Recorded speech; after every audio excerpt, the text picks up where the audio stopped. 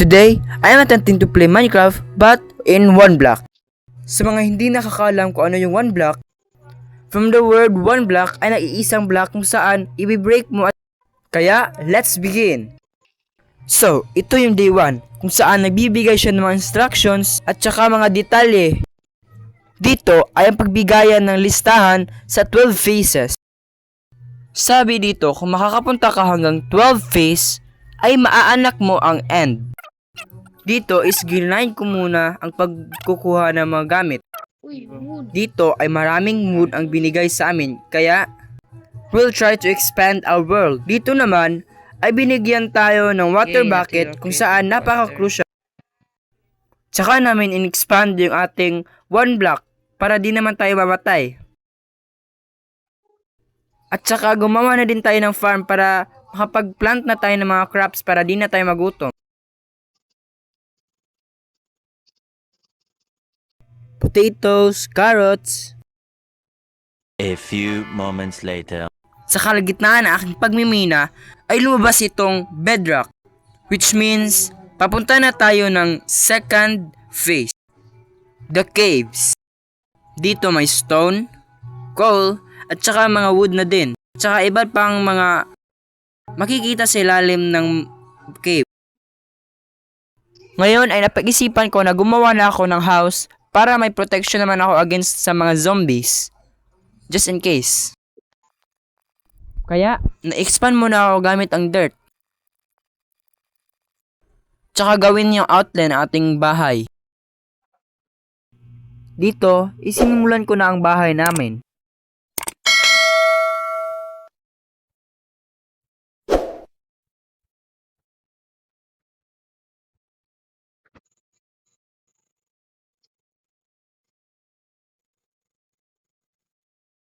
A few moments later. So, tapos ko na ang first layer ng ating bahay. Kulang na nito is yung roofing. Kaya, nilagay ko muna yung roof. Gagawan ko rin naman yan ng second house. Or second layer. Dito is itinrim ko yung mga logs kasi mas maganda kasi siya tignan. Tsaka nilagyan ko na ng doors. So this is one of the clear example bakit ginawa ko tong bahay is for the protections from zombies. Kasi nga nandito na tayo sa phase 2 which is the caves. Ayan pa nga oh. Buti na lang is ginawan ko to ng protection. Dito guys is nakita na naman tayo ng isang chest na may laman na irons tsaka arrows.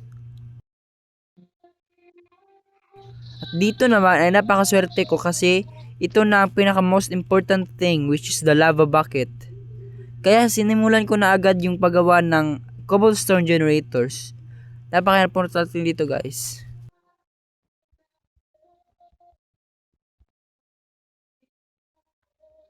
Ayan, so ginawa ko na muna yung ilalim para naman may support.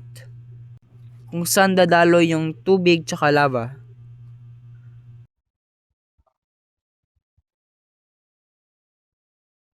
So, ayan na nga.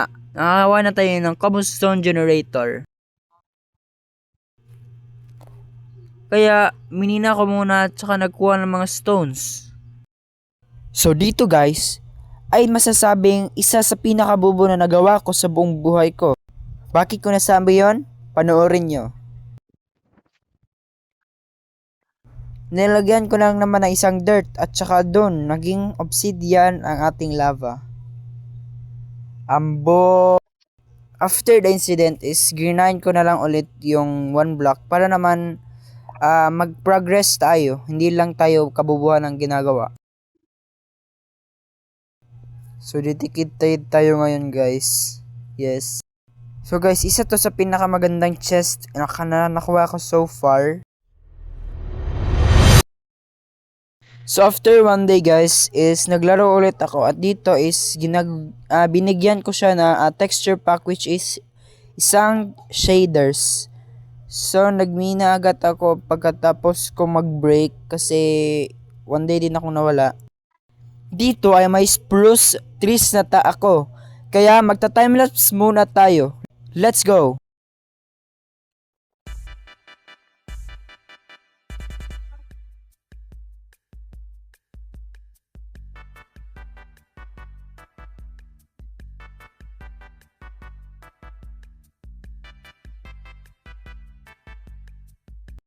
After kong kumuha ng maraming wood na spruce ay napag-isipan ko na gawan nitong second floor ng ating bahay.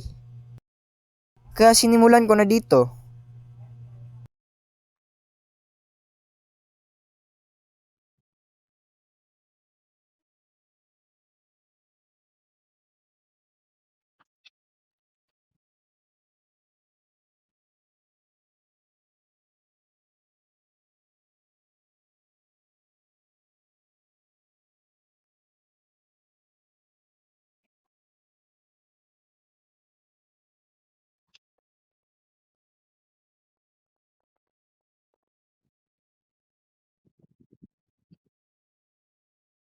A few moments later. Dito guys is naka-cooldown siya dahil nag-changing phase na ulit siya. 5, 4, 3, 2, 1. So, the phase 4 is the snowy biome. Kaya dito guys is mga snows, waters, and mga iba pang mga nandun sa biome na yun. Alam nyo ba na napakakalit ng chest room ko at inventory dahil sa mga ores na to? Kaya, iniisa-isa kong kinuha at saka nilagay para kunin lahat. Ayan sila lahat guys at miminahin niya natin ngayon.